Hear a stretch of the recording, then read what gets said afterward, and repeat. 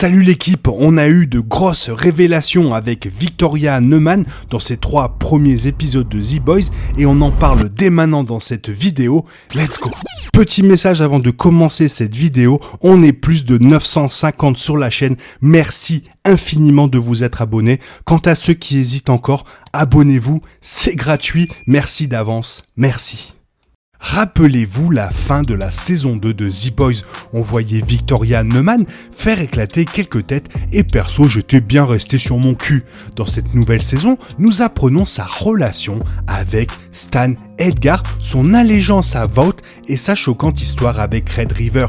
La saison 2 de The Boys avait introduit Claudia Doumit en tant que membre du congrès Victoria Neumann. Elle était pour une réglementation plus stricte des personnes dotées de super pouvoirs.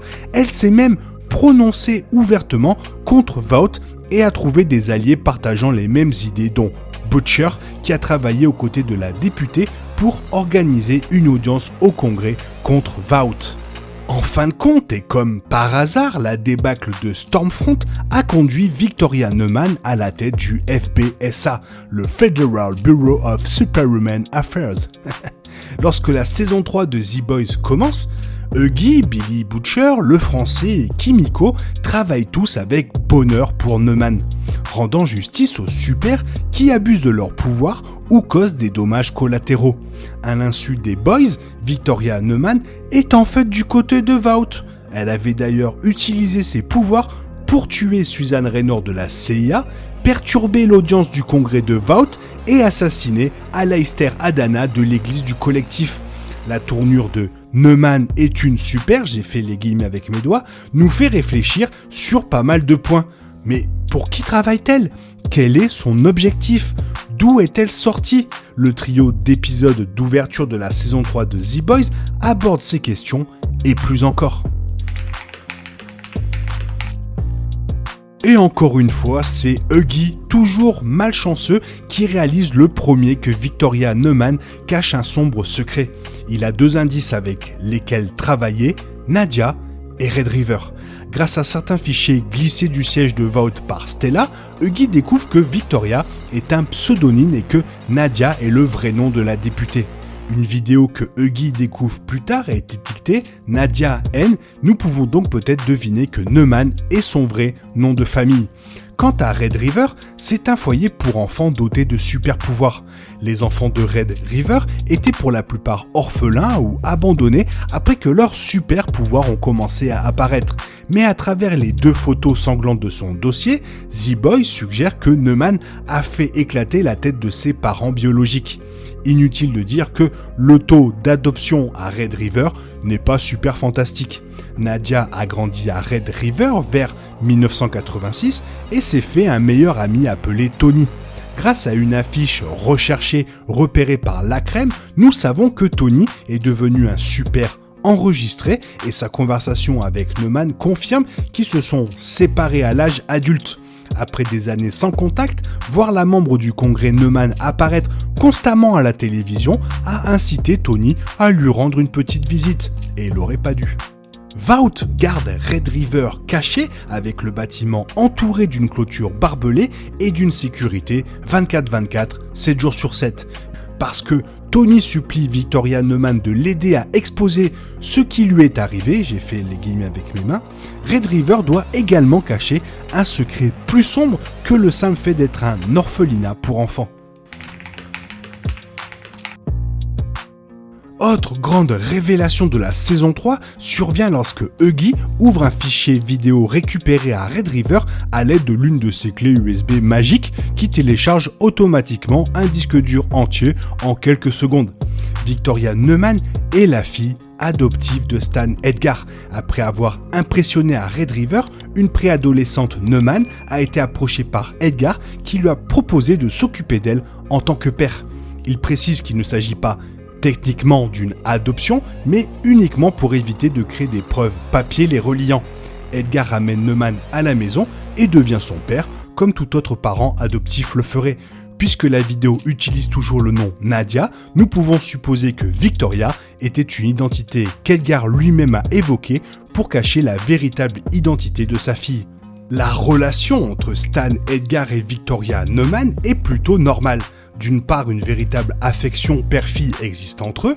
Le PDG de Vought lit des histoires à sa petite fille tout comme il les a lues à Nadia elle-même.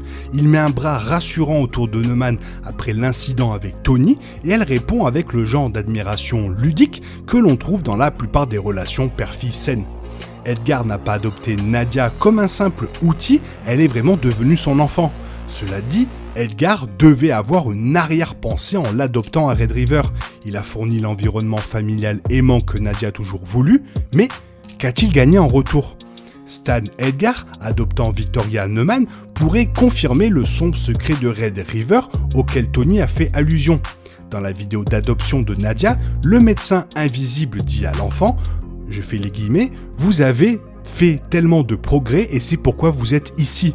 Cette ligne implique que Red River a formé et perfectionné les capacités des jeunes sujets dangereux du composé V, permettant au chef de vote de choisir l'enfant le plus utile pour son grand dessein. L'allégeance de Neumann repose spécifiquement sur Stan Edgar plutôt que sur Vought en tant qu'entreprise. Nous pouvons supposer qu'Edgar a mis sa fille sur la voie politique et exploite son influence au Congrès au profit de Vought depuis le tout début. La position politique anti-super de Neumann était probablement destinée à détourner les soupçons. Une technique si réussie que même Billy Butcher s'est fait prendre.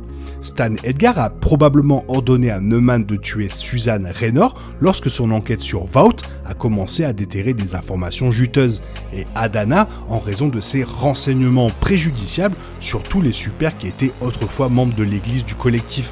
L'audience sanglante du Congrès, quant à elle, a été interrompue avant que des dommages sérieux ne puissent être causés à Vought, mais sans ternir la réputation de Victoria Neumann en tant que courageuse militante anti-super.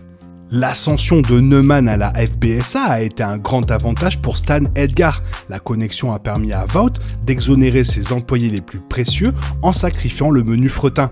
Par exemple, Termite se libère après avoir fait exploser le corps d'un homme en échange de Cold Snap, Staker et Airbus dont Vought ne se souciait probablement pas. Neumann joue cela comme la faute de Butcher alors qu'en fait elle couvre son père. De plus, avec Neumann patronne du FBSA, cela veut dire que Edgar avait la main sur Butcher depuis une année. Adopter un enfant juste pour avoir un pion politique fidèle semble plutôt extrême lorsque Vought peut soudoyer quelques membres du Congrès avec de l'argent liquide. De plus, la campagne de Neumann a sûrement causé à Vought des maux de tête en matière de relations publiques. Cela en valait-il la peine ? De plus, la saison 3 de The Boys implique que personne chez Vought ne connaît la vérité sur Victoria Neumann, aucun des 7 ne le sait, Ashley reste dans le noir, et si Madeleine Stilwell le savait, maintenant elle peut plus rien faire.